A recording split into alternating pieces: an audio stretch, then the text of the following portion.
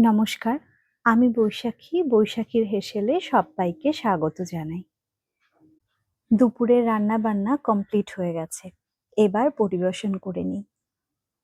১০০ cross করে আজ ১০৮তম বাঙালি আমিষ থালি পরিবেশন করছি। ভাত বেড়ে নিয়েছি থালাতে। আজকে ডাল দিয়ে আলুর চোখা খেতে খুব ইচ্ছে করছিল, তাই আলুর চোখা করলাম। চিংড়ি মাছ দিয়ে মোচা রেঁধেছি। শেষে ঘি আর গরম মশলা ছড়িয়ে দিয়েছি। অপূর্ব স্বাদ হয়েছে।